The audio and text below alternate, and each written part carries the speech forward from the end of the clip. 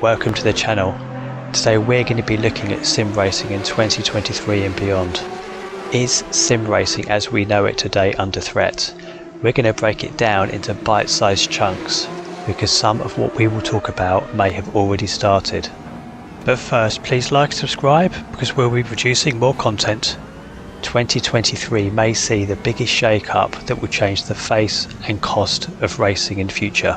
So what has happened to sim racing in the last few years? Certainly over the last 10 to 15 years, the driving experience, the immersiveness of diverse cars and circuits replicating complex physics of the road and environmental factors to bring reality through the screen, wheel, pedals and seats has accelerated to bring us what we have today with iRacing, R-Factor 2, AMS2, ACC and AC. We've got to a stage now where the simulation is so accurate. We've got circuit owners working with the developers to bring laser scan tracks, car manufacturers investing their time to give drivers the real experience. We've also got sim racing content creators fuel the passion for fans and pique their interests in the sport. What may have been a niche sport has been promoted through sim racing. We've seen real virtual F1 races, we've seen virtual Le Mans 24-hour, we've seen a plethora of other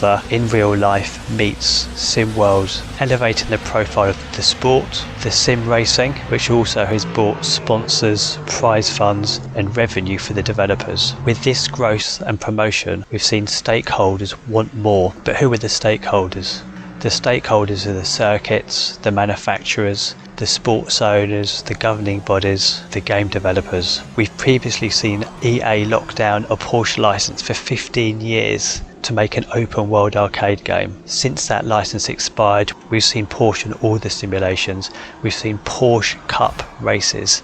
This would have been impossible a few years ago. When the developer locks down a car brand, is this good for the sport? Does it show the brand in the best light? Some of those stakeholders won't necessarily have franchises. The circuits themselves may be more club orientated. There may be low participation or they want to actually promote their brand. Sim racing is the perfect way of doing this, to self-promote. But then as the stakeholder gets bigger, in this case it's the sim racing fraternity during COVID, the greater share the stakeholder wants. And do they feel they should be paid more? So who's in control? The governing bodies, the circuits, manufacturers, content creators, software companies. I think somewhere down the line over the last 3 years, in the explosion of sim racing during COVID, it's quite possible that there's a lot of lawyers involved, corporate investors, and they're carving up the opportunities, looking to lock in stricter stipulations. And I think this is where in 2023, which we've already started to see, we could be seeing the extension of locking in stricter stipulations, creating monopolies, exclusivities in this sector. But this may not actually be the long-term future. So what's going on behind the scenes? The reality is developers quite often are motorsports enthusiasts, quite often funded on a shoestring budget. Despite huge growth in COVID, the industry now is having a reset. When COVID started, we saw a high growth in all leisure and sports industries, whether it be cycling, gardening, water sports and sim racing, amongst a host of other leisure activities. In 2022, we saw the start of the reset as participation declines back to normal levels after explosive growth, and that will continue in 2023. So sim racing, like most other industries, is looking to grow, and that means taking in more revenue. Some of them are probably looking at how they can put their prices up but not lose customers. Others, can they keep their prices but can they promote to more users to bring them on board to grow the revenue? What they're also looking at, how can they bring consumers to their platform with exclusive content? This is most likely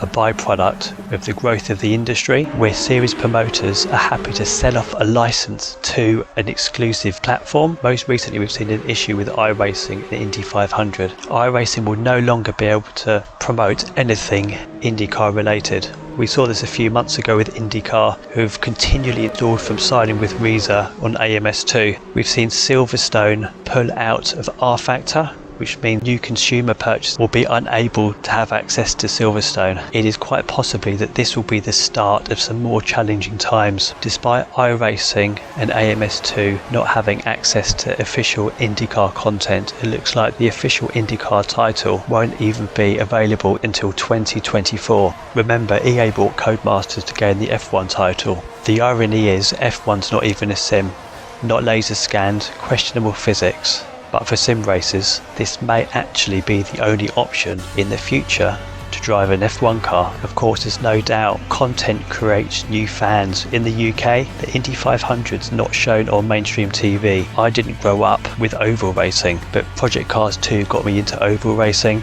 I continued that with iRacing, and I'm now someone that watches the Indy 500 on pay to view. What we do have to remember, licenses aren't forever, they're contracts. They're set for periods of time, and once those contracts are released, there are always opportunities to be renegotiated or go to other developers. But when we look at the growth of sim racing, is it too popular, and is there a risk that it shows a series in a poor light? With managed quality control signed off by the brand owner, Le Mans 24 Hour was fantastic. British Touring Car signed up with R Factor. This is a massive opportunity for them to grow this coverage to R Factor 2. Actually, when you look at the Le Mans 24, British Touring Car, both of these don't have massive global figures, but sim racing is an opportunity to grow both those sport categories through sim racing. I think when we look at Silverstone, F1 license, Le Mans 24, Indy 500, we see examples, a lot of these categories in other sims that don't have official titles, where they might call them under a different name, and the future may mean that we see more non-official content.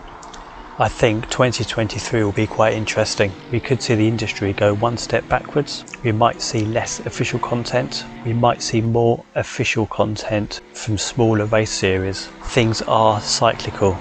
This means an EA license of any game has to get a return on investment, and the more specific content it is will risk having a less broad appeal. This means licensings aren't a marriage, but they're a short-term engagement before they move to another investment. Maybe the quality of the work sim developers put in will be appreciated, not just on a commercial basis, but understanding of the developer's science of truly replicating an experience.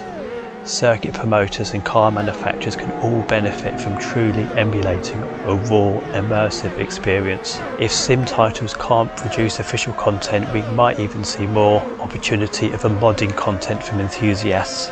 Of course, not all sims do everything, and this will be true for all content, but this will be open for debate. R Factor is known for its force feedback. iRacing has in-depth multiplayer content. AC has incredible depth of modding. ACC has one of the best GT experiences and sound quality available. AMS2, for me, plug and play, the graphical quality and environmental changes is what I enjoy about the sim. But for us, why do we like sim racing? Most of us don't invest in pretend careers. I'm interested in some of the history, the close to real life handling characteristics that simulators give, the development of cars which offer incremental improvements in performance, the real life competition where you race head to head with racers that you trust because you're in a sim environment and not a game. Strategy of fuel and tyres, experiencing the different laser scan circuits that give you a close to as real life experience you can have without being there. The immersive weather simulation, driving in the rain, the storms, can be so immersive that it leaves you gripping the wheel ever tighter. The day to night to day transition on an accelerated clock fools your brain in believing and offering you the same sensation as your eyes wake up to the bright light of the morning. The real sim experience through the wheel, through the pedals, the bumps, the contacts, the over and understeer as you struggle for grip. The achievement of unlocking everything to get that perfect lap. In 2023, there are certainly some challenges with licenses, but the essence of sim racing isn't under threat. If we pivot back to the end where sim racing came from, sim racing is truly about the driving experience. There may be levels of hierarchy of stakeholders. If we pivot back where sim racing came from, sim racing is all about the true driving experience. There may be different stakeholders within sim racing, but in essence the real driving experience, whether it's an official car or a non-official car, won't change. We will see incremental changes in sim racing performance to give us even more reality. There will be some partners that want to be part of that. There will be other partners that will choose low quality, high cash return partnerships for licenses, but they will be back because it's not forever. We've got some fantastic things to look forward to this year from R Factor, AC, ACC, AMS2 and iRacing, and hopefully, like me, you'll be part of that experience over the next 12 months and beyond. Thanks for watching. We'll be producing more content, so please like and subscribe. See you at the next one.